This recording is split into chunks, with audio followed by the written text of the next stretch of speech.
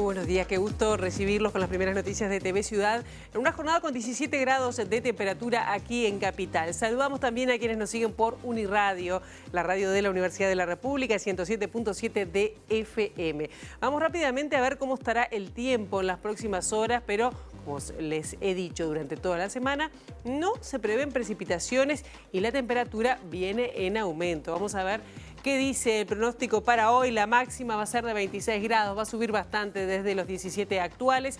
El cielo estará algo nuboso con periodos de nuboso. ¿Qué pasará mañana viernes 29? Las temperaturas extremas las ven en pantalla, 16 y 28 grados. También el cielo estará algo nuboso con periodos de soleado. Y el sábado 30 de marzo también aumentará aún más la temperatura. 17 la mínima, 29 la máxima.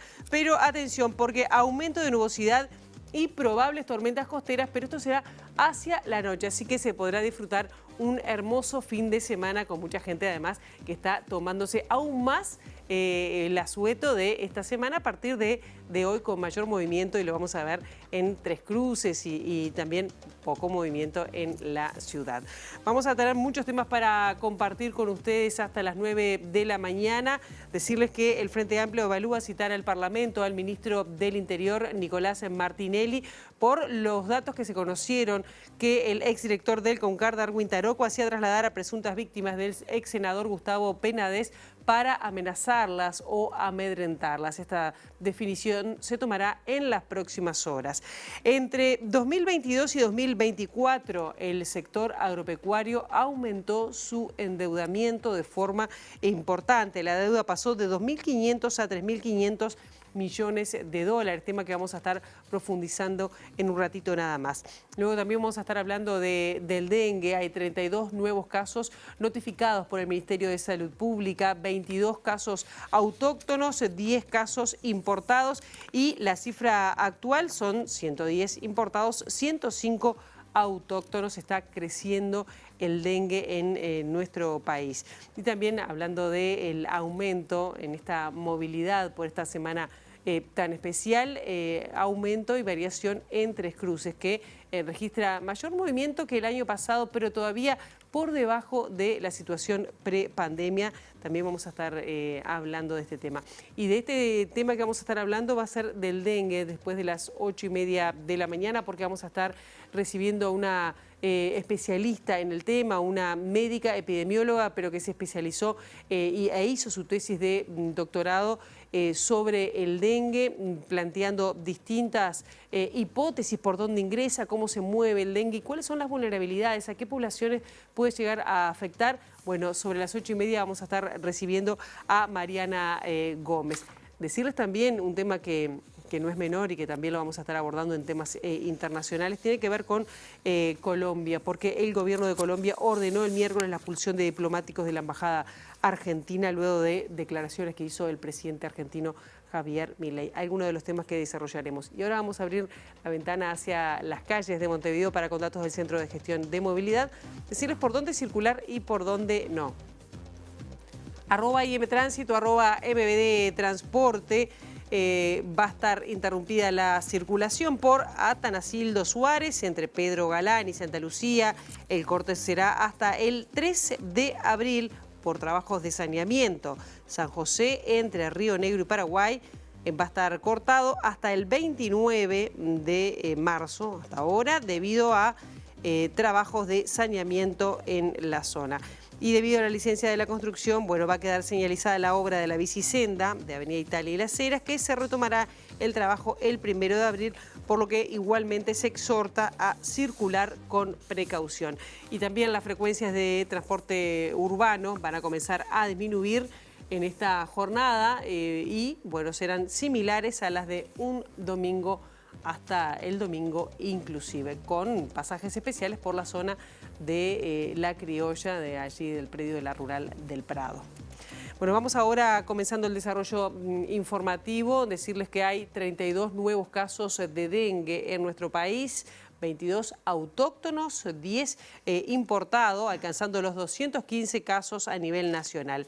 Hay otras 40 situaciones dudosas a estudio en el laboratorio del Ministerio de Salud Pública, de los cuales 13 no registran viajes al exterior del país. Todo esto según el último reporte del Departamento de Vigilancia en Salud. A nivel nacional hay 28 personas internadas, 2 de ellas permanecen en centros de tratamiento intensivo.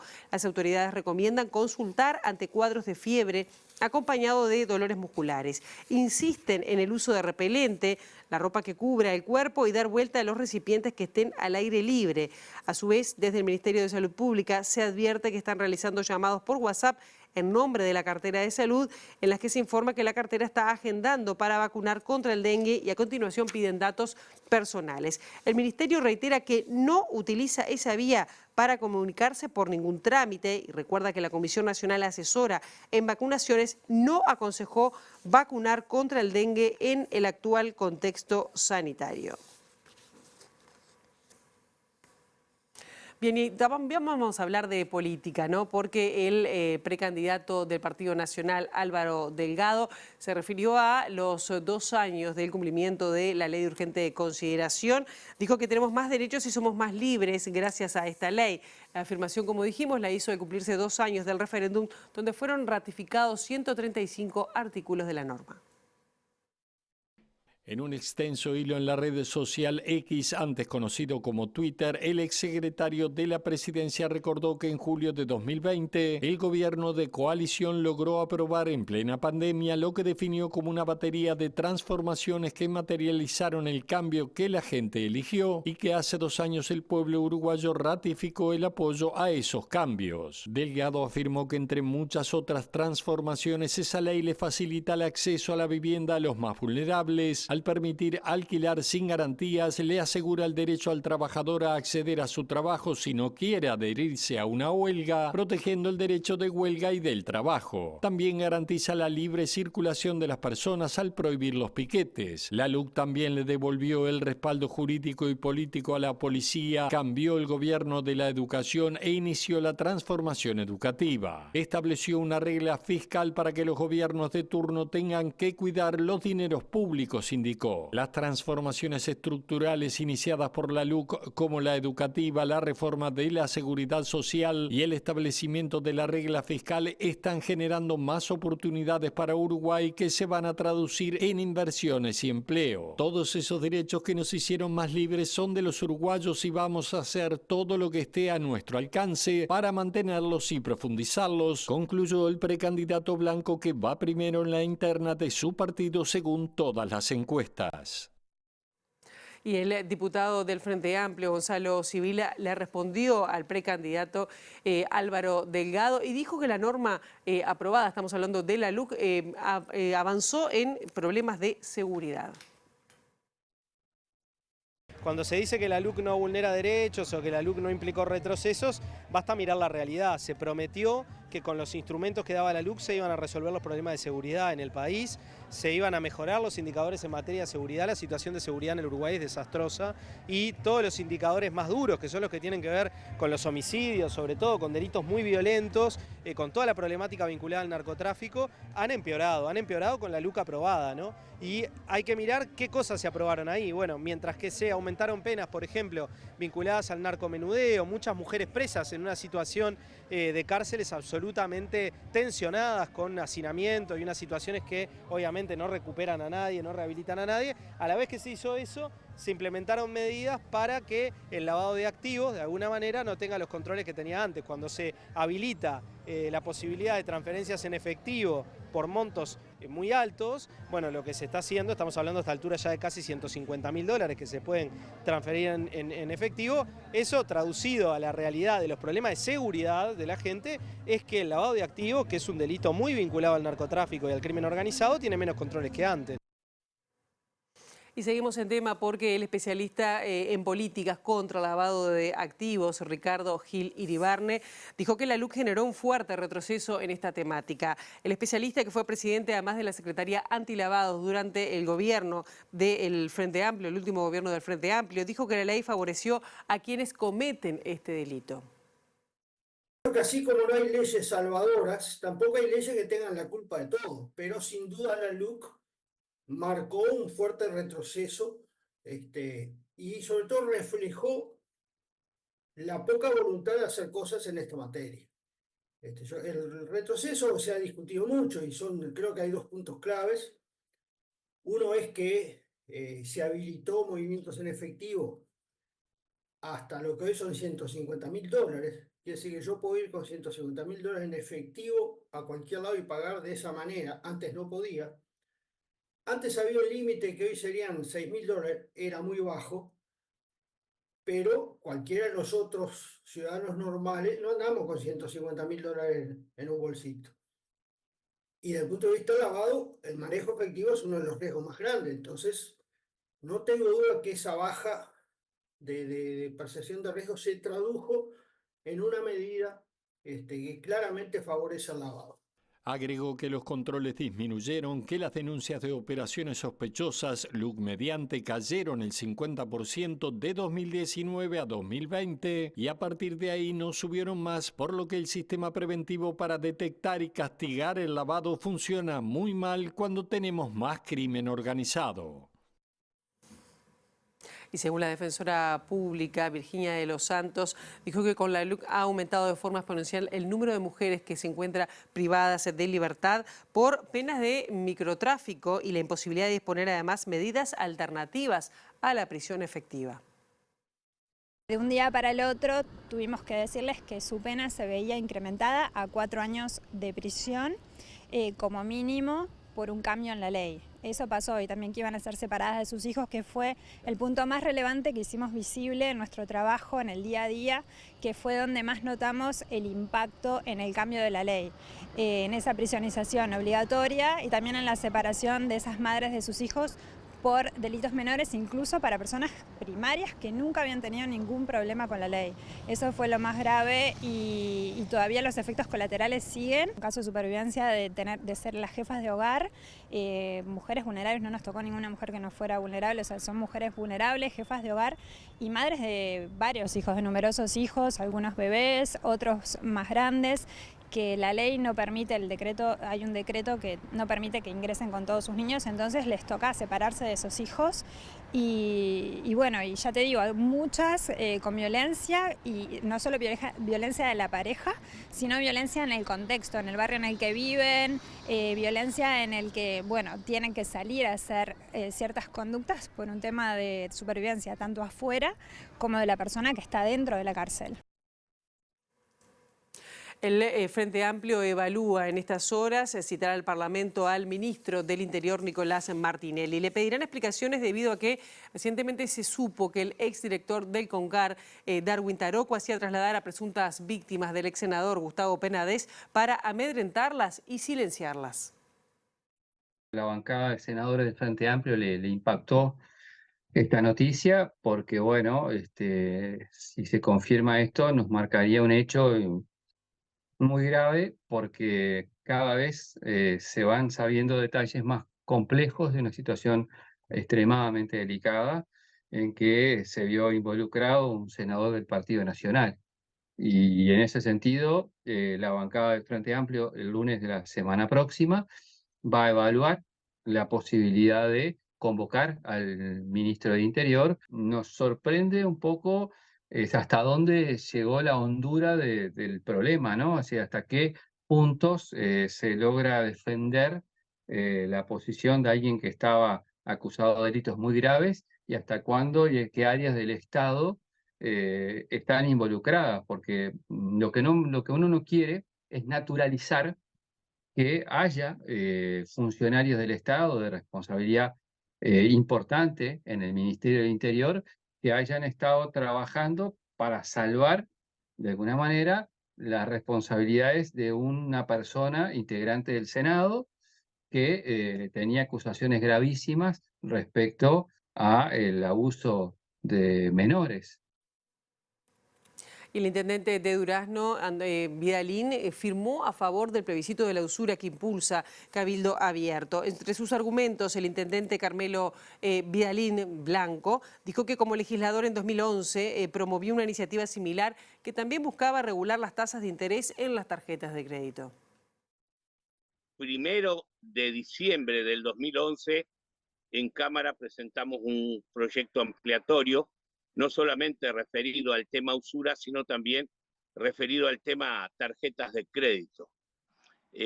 Por eso es que hoy, cuando estábamos firmando para que se lleve adelante este plebiscito en contra de la usura, también hacíamos algunas aclaraciones. Vamos a combatir la usura, pero nosotros también vamos a controlarnos en nuestros gastos. Una chica de aquí de Durazno, que era dirigente gremial, vinculada a la enseñanza, el intendente en Durazno se cruza todos los días con todos los vecinos. Nos había invitado y no habíamos tenido la oportunidad de encontrarnos. Hoy esperó que finalizara el comité de emergencia para solicitarnos nuestra firma y lo hicimos con gusto. Además, como intendente también, esta situación la vivo con mis propios compañeros municipales, que con algunos de mis compañeros municipales que solo cobran el 30% de su salario, porque lamentablemente están metidos hasta acá.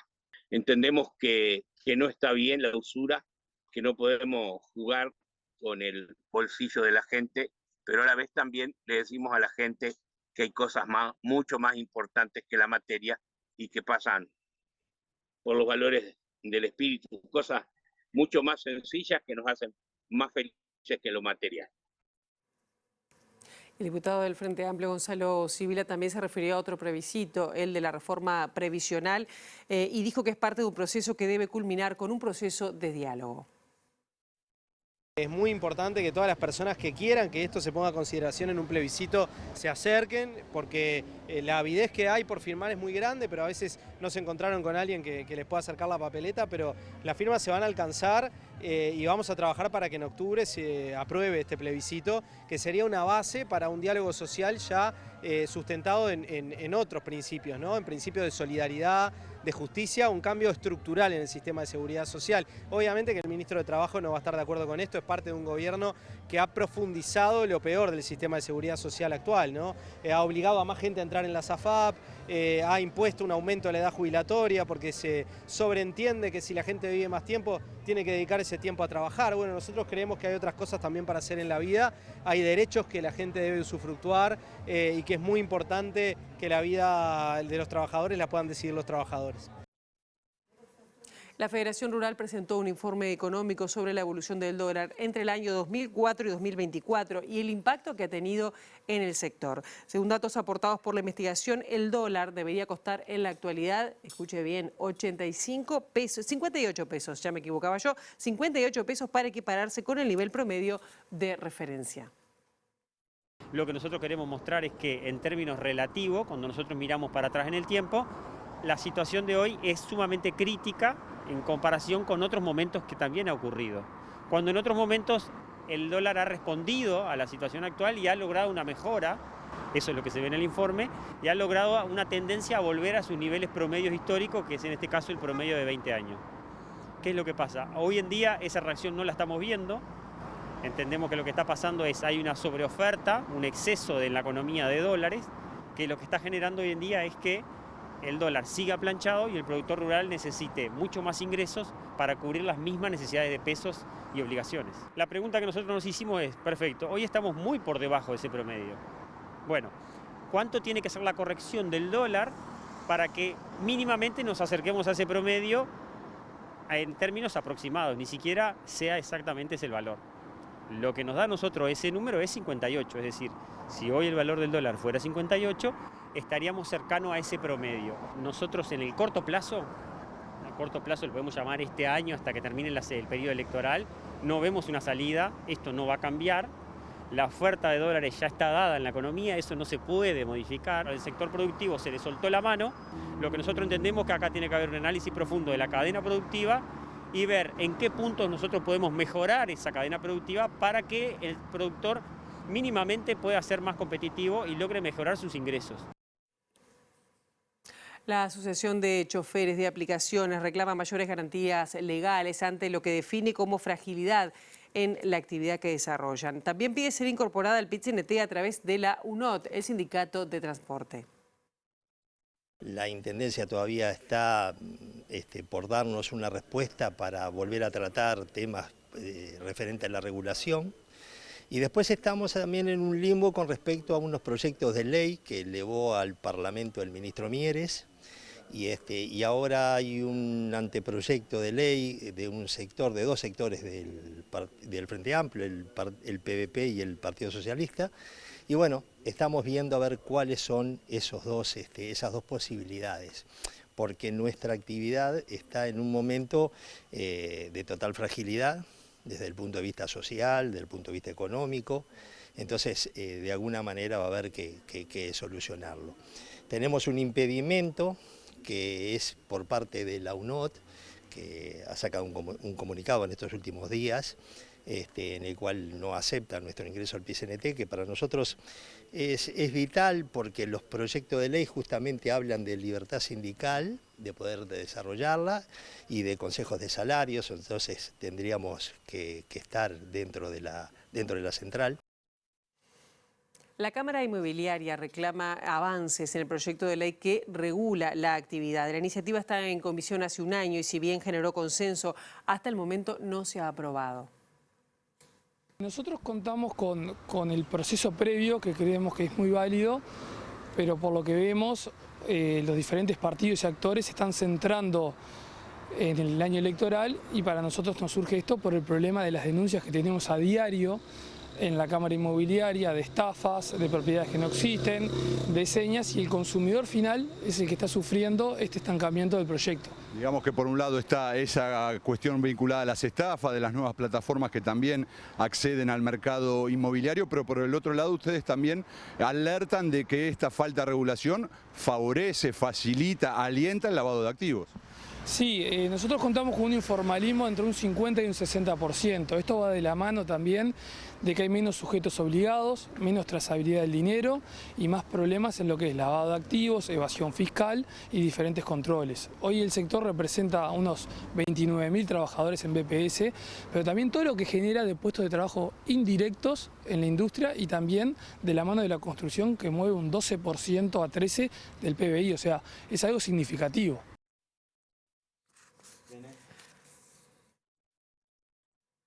Y vamos a hablar de movimiento en esta semana tan especial. Se registra un leve aumento de las cifras de personas que circulan por Tres Cruces durante esta semana en comparación con el año pasado, pero aún inferior a la situación prepandemia.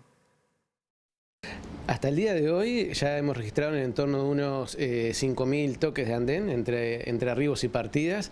Eso significa un pequeño incremento respecto a lo que es el movimiento que se registró en el año pasado hasta este mismo día de esta semana. Un pequeño incremento que va del 1,5% por encima del año 2023. Y estamos en un movimiento bastante bueno, pero ya en una meseta, digamos, no seguimos... La terminal nos sigue recuperando porcentajes más altos en estos momentos. Digamos que estamos en un momento de recuperación estable. ¿Hemos superado los números prepandemia o no despegan todavía? No hemos superado los números previos a la pandemia.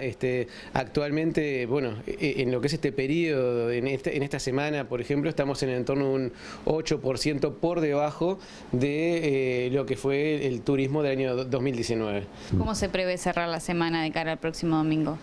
Bueno, nos quedan ya unos pocos días de lo que va esta semana. Mañana va a ser un día de buen movimiento también, para aquellas personas que comienzan mañana a quedar con sus días libres. Mañana esperamos cerrar en el entorno de unos 1.100 toques de andén. Y esperamos que la semana en su totalidad, desde el viernes pasado hasta el próximo lunes, cierre con unos 11.200 toques.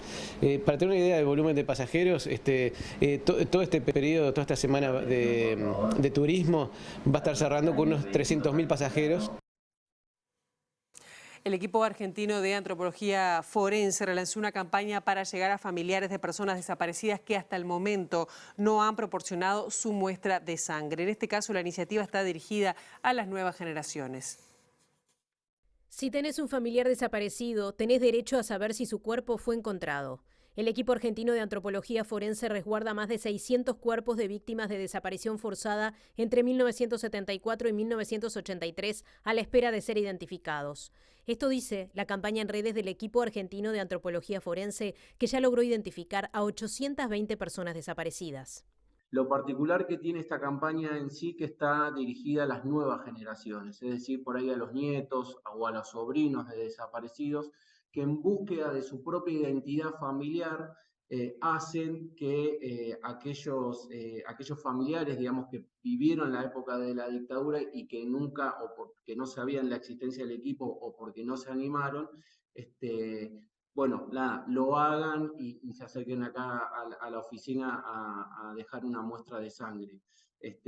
Nos ha pasado muchas veces que estas nuevas generaciones, como te digo, en la búsqueda de su identidad familiar, son el motor de los demás para buscar la verdad, ¿no? Quienes integran el equipo argentino de antropología forense tienen especial interés en llegar con esta campaña a Uruguay. En ese caso, nosotros lo que hacemos es que, bueno, si hay familiares de argentinos, digamos, que están viviendo en el Uruguay, bueno, se acerquen a una muestra o viceversa, porque sabemos que también hubo una migración muy importante de uruguayos en nuestro país en la época que se llevó adelante la dictadura en Uruguay. Entonces, ahí es donde también nosotros le pedimos a sus familiares que se acerquen, ¿no? Quienes estén interesados pueden comunicarse a través de la dirección de correo electrónico iniciativa@eaf.org, por el teléfono 0800-345-3236 en Buenos Aires o a través de las redes sociales @eafoficial. Y quienes integran el equipo de antropología forense hablan de un número abierto de personas desaparecidas. Y tras la polémica suscitada en el vecino país sobre la cantidad real de personas desaparecidas, indican que la gran parte de la sociedad no duda que son más de 30.000 las personas que están en esa situación. El tema del número de los desaparecidos en Argentina es una discusión que siempre estuvo, ¿no? En algún momento pareciera que estuvo saldada, pero siempre de alguna forma es como que vuelve a reaparecer la cuestión de si son 30.000, si son 8.000. La realidad es que siempre nosotros planteamos de que es un número abierto. Es muy difícil el poder saber el número exacto de personas que fueron desaparecidas en la Argentina, como también de personas que puedan haber desaparecido en Uruguay, en Brasil, en Chile, por el solo hecho de que el Estado, que fue el encargado de desaparecer a esas personas, también fueron los que se encargaron de ocultar la información con respecto a las desapariciones de esa persona. Entonces, el número siempre, de alguna forma, está en discusión por algún sector de la sociedad. Y en nuestro país la investigación sigue siendo lenta. Martín Castellini, hijo de Eduardo Pérez Silveira, detenido desaparecido, reclamó que la búsqueda debería ser política de Estado. Se ha ido avanzando lentamente, pero es como un goteo. Lo que pasa es, supongo yo, que lo que falta es información relevante por parte de los militares que lo tienen, y que los gobiernos deberían haber una política de Estado de solicitar esa información, porque me parece que los gobiernos se mueven por la presión de las movilizaciones sociales, familiares que sigue persistiendo, las marchas de los 20, pero los militares siguen teniendo esa información de a dónde están los restos, dónde están nuestros seres queridos. No sé, me parece que debe haber una proactividad de los gobiernos en cuanto en ese sentido, a buscar información relevante y ver a dónde están los cuerpos de los detenidos desaparecidos. Ahora hacemos una breve pausa. A la vuelta de la misma vamos a hablar sobre el dengue y sobre todo con una visión de cómo podría afectar a la población de nuestro país, cuáles son nuestras vulnerabilidades, de la mano de la epidemióloga Mariana Gómez Camponovo. Ya venimos, no se vayan.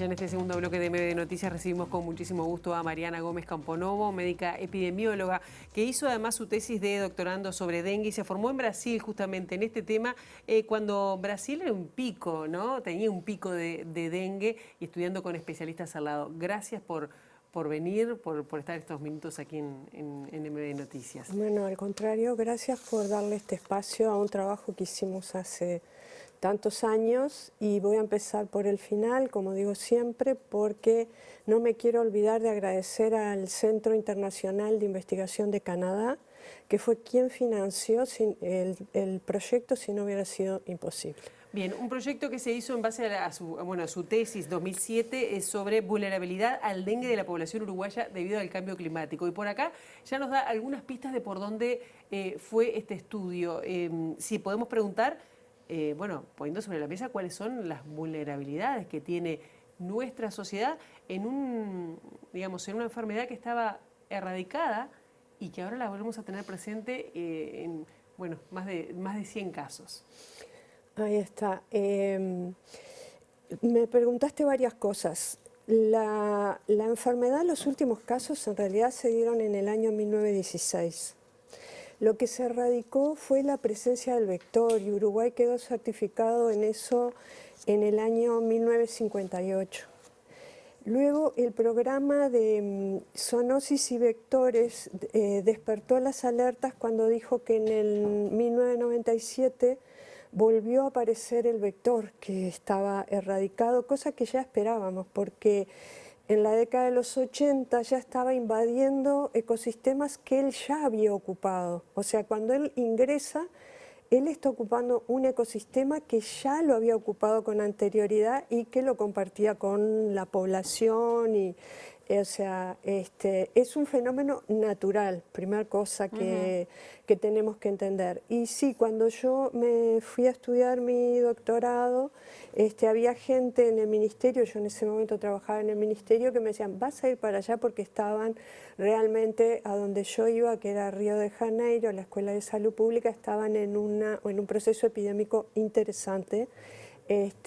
Y eso a su vez me permitió integrarme con gente que tenía mucha espalda, mucho bagaje, cuando acá recién estábamos viendo la reintroducción del vector. Entonces ensayamos un modelo que hoy no sería igual, estamos hablando de muchos años atrás, hoy no sería igual, pero sí el concepto es el mismo, o sea, hay cosas que marcan la posibilidad de una mejor o peor respuesta frente a este problema. ¿Y qué cosas serían una mejor respuesta? Ahí está, tú tienes que tener en cuenta, por supuesto, el vector, las condiciones del entorno, pero también la población y sus costumbres. Por eso no es tan fácil eso de que, bueno, en Cuba dio resultado tal cosa, acá, porque también aprendimos mucho con los cubanos, acá va a dar igual resultado. Mucho depende de territorio y de las personas, hábitos y costumbres de las personas que ocupan ese territorio. Y justamente estas enfermedades de transmisión vectorial, que es un modelo para nosotros los epidemiólogos muy interesante de transmisión de enfermedades, son muy dependientes del comportamiento poblacional. Cuando digo poblacional estoy hablando de la población humana, porque hay otras poblaciones sin duda, ¿no? Entonces es algo en lo cual también tenemos que enfocarnos, porque ellos tienen que ser parte junto con nosotros. Si la población no se involucra, no hay forma de combatir este evento de salud. Claro, ¿y qué es lo que pasa en Uruguay? ¿Cómo debería ser el comportamiento de la población? Y sobre todo, ¿cuáles son las poblaciones que están en situación de mayor vulnerabilidad? Bueno, en ese sentido tengo que ir un poquito para atrás, porque nosotros en aquel momento estábamos en otro contexto en Uruguay, inclusive algunos datos nos los daban en papel, no estaban ni digitalizados en aquel momento, pero muy confiables. Como toda la información que se genera en Uruguay por las instituciones, era una información confiable. Nos exigió más trabajo porque obviamente no estaba digitalizada. Entonces teníamos que tener en cuenta en las zonas donde estaba habiendo la presencia del vector, y nos importaba mucho la movilidad de la población, o sea, en aquellos puntos en que podía haber mayor movilidad. Y además lo otro que teníamos que tener en cuenta, y ahí tuvimos que explicarle a alguna de las instituciones oficiales de este país que no nos interesaba tanto conocer el centro de la ciudad y sus características y su población en el centro, sino que necesitábamos más bien de la periferia, porque era un comportamiento que se estaba dando en otros entornos urbanos, o sea, de la periferia estaba paulatinamente ocupando los espacios, pero era el espacio de ingreso. Y cuando habla de comportamiento, ¿a qué se refiere? El comportamiento del vector. Nosotros no estábamos trabajando todavía con casos de dengue, los primeros se dieron en el país en el 2016, cosa que nos llamaba bastante la atención porque los puntos de frontera ya estaban bastante comprometidos en el momento que nosotros empezamos a hacer nuestro trabajo.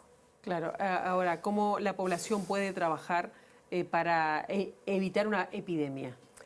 Bien, la situación en la que estamos actualmente, quien la puede calificar es sin duda el Ministerio de Salud, pero ya es una situación de alerta, podemos decir, porque cuando tú tienes un número inusual más allá de lo esperado para la epidemiología en particular, se nos prende en la amarilla, ya estamos pasando a la roja y entonces tenemos que estar con los equipos de campo.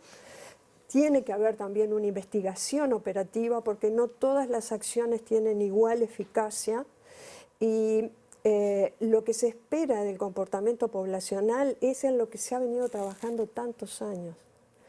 Entender que es un mosquito que viaja y vive con nosotros, porque además ¿cómo llegó? Viajando con nosotros. Entonces, el comportamiento de la población, que probablemente fue la gran barrera que ha existido todos estos años, es muy importante. Claro que a veces se bajan los brazos. Como docente tengo la experiencia de profe ya descacharrización otra vez, no, profe, que lo vimos en la escuela, que lo vimos, pero es algo en lo que no podemos bajar los brazos, que tenemos que tener la alerta permanente y que cualquier momento que nosotros nos descuidamos, el vector está, como toda especie, busca su supervivencia y se dispersa en todo el territorio. Y si además vienen casos, ¿usted piensa que aflojamos un poco en y podría ser que la población en algún momento, pero yo creo que en este momento es personal, mi visión, tenemos las fronteras muy comprometidas, es imposible que ese desplazamiento poblacional y algunos casos que han venido a la región, a nuestro país, a nuestro territorio, no trajeran el agente infeccioso y ya venía distribuyéndose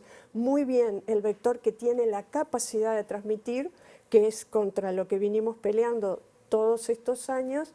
Entonces se juntaron por decirlo como un programa muy conocido, la Sey y el agua, claro. Se juntaron en un mismo momento, digamos. ¿Falló el sistema de vigilancia o de alerta? Realmente Zoonosis y Vectores es un programa que viene trabajando hace décadas y siempre está en terreno, y ahora frente a esta situación tú también lo ves en terreno y operativamente actuando.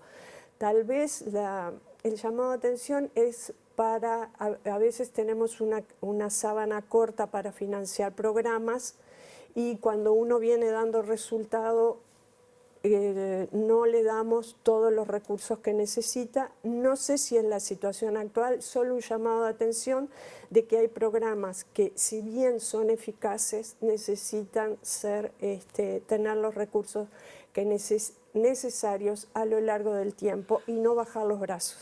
Con respecto a la experiencia que usted tomó en el caso de Brasil, conoció el caso de Cuba, por ejemplo, ¿cuál sería la mejor manera? Leí sobre Cuba. Leyó sobre Cuba, que Cuba además tiene sí, hace mucho tiempo dengue. Muy exacto. Importante. ¿Cuál sería la manera? Seguir, ni que hablar, sacando agua de los recipientes.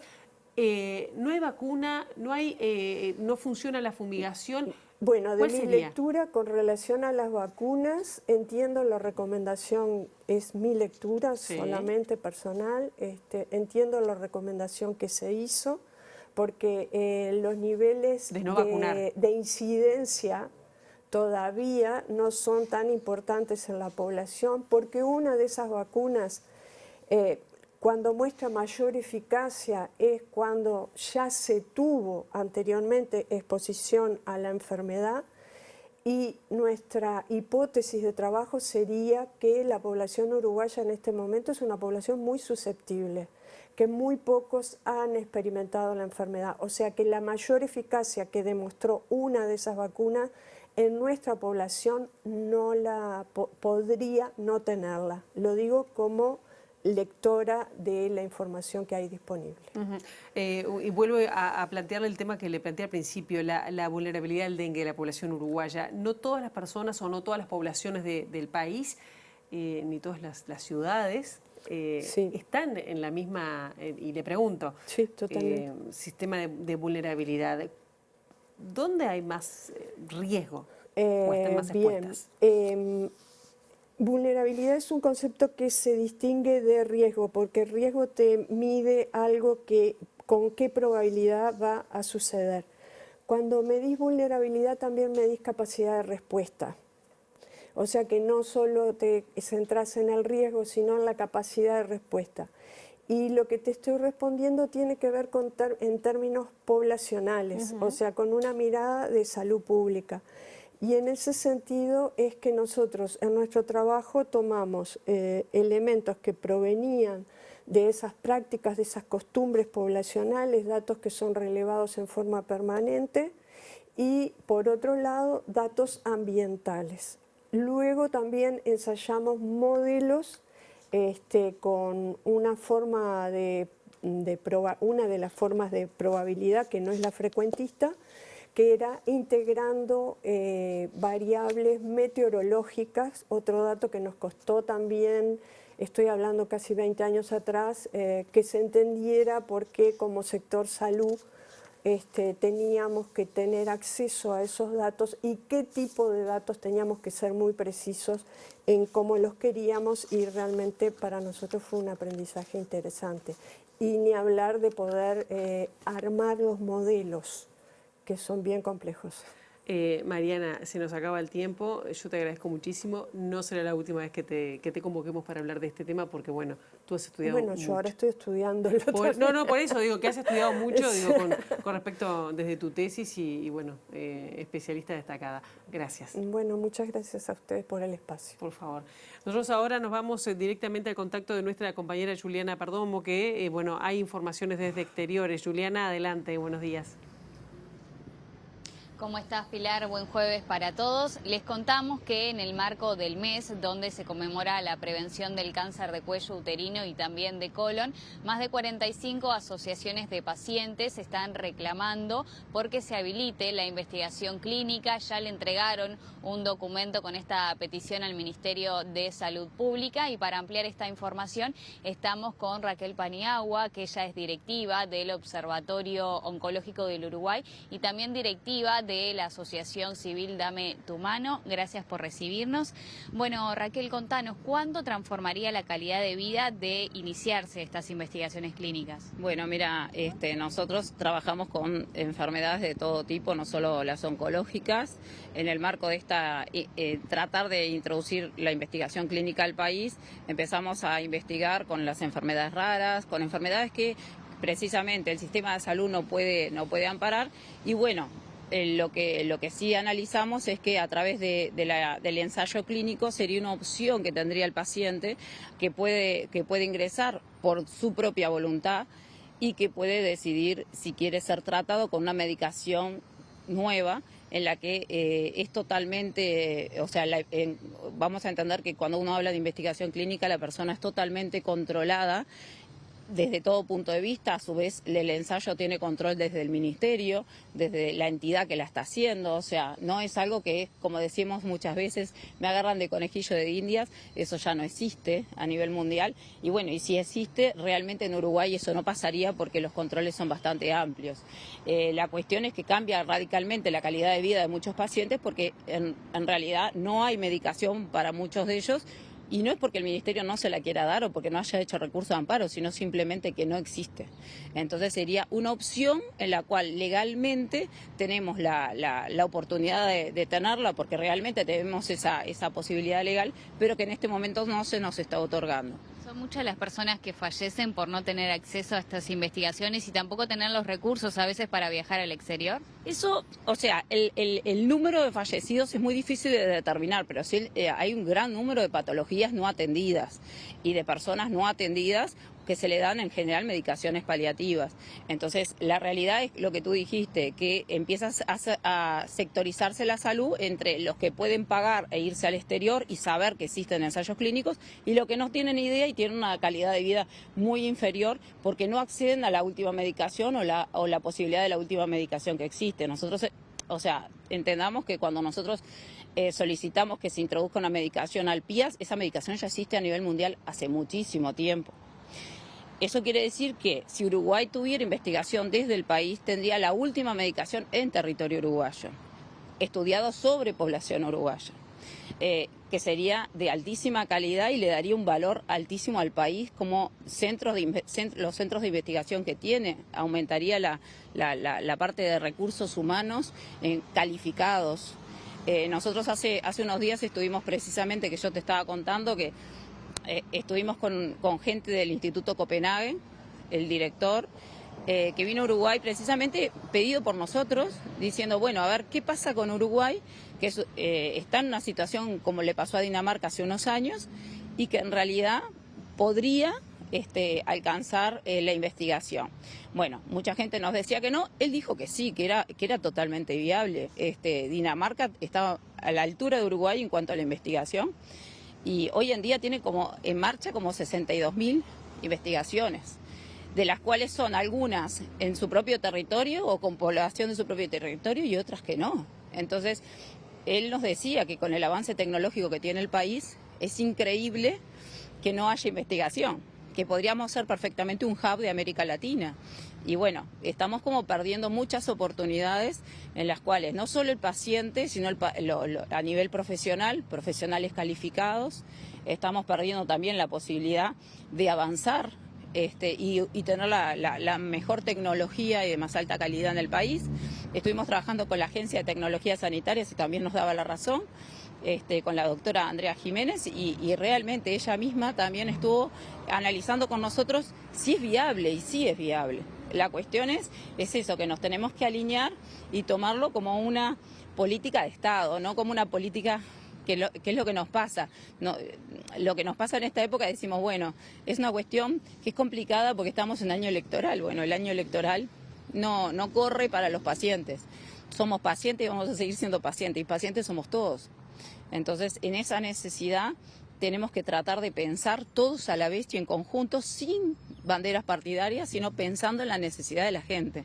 Ahora, por ejemplo, el diálogo está instalado con el Ministerio de Salud Pública, ya le entregaron el año pasado el documento, pero ¿por qué no avanza? Bueno, mira, el 10 de julio del año pasado, del 2023, nosotros le entregamos con un equipo de científicos, representantes de la ANI, representantes de Uruguay 21, de la SOMPU, del Centro de Imagenología Molecular.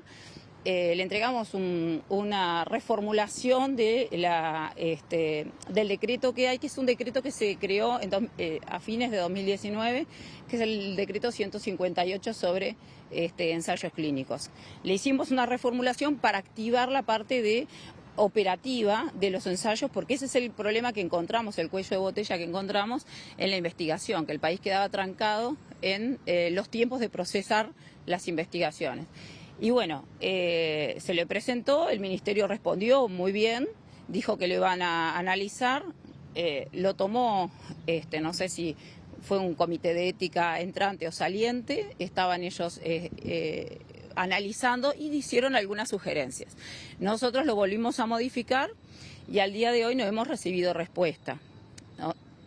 Es como decimos en Uruguay, ¿no? Vamos a esperar al último ciclista a ver qué es lo que sucede, pero en realidad estamos muy preocupados porque es algo que la gente nos está preguntando y realmente no le podemos dar respuesta, siendo que ese documento lo firmaron más de 45 asociaciones civiles a nivel nacional. Asociaciones civiles, no personas físicas. O sea, representaban a otras personas, precisamente, que están con necesidades a nivel nacional. Entonces, eso realmente nos preocupa, porque no le vemos, o sea, no se está pidiendo algo que nos dé pedir dinero al ministerio, no. Lo único que se está pidiendo es que se permita a realizar ensayos clínicos a un nivel internacional, porque el problema es ese también, tenemos que estar calificados para que nos puedan permitir valorarnos a Uruguay dentro de lo que es la investigación. Y si no estamos calificados, o sea, a la uruguaya no funciona, funciona respetando las reglamentaciones internacionales. Que eso es viable. Muchas gracias. No, por favor, gracias a ti. Bueno, Pilar, teníamos la palabra de la directiva del Observatorio de Oncología de nuestro país a propósito de este pedido para que se habilite la investigación clínica aquí en Uruguay y estamos a la espera de lo que conteste el Ministerio de Salud Pública, así que vamos a seguir trabajando en el tema.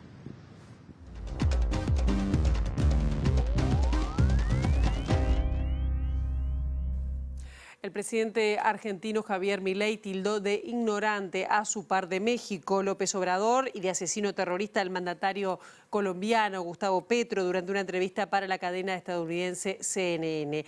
El gobierno de Colombia ordenó expulsar a diplomáticos de la embajada de Argentina en Bogotá. En un comunicado oficial, la Cancillería colombiana señaló: las expresiones del presidente argentino han deteriorado la confianza de nuestra nación, además de ofender la dignidad del presidente Petro.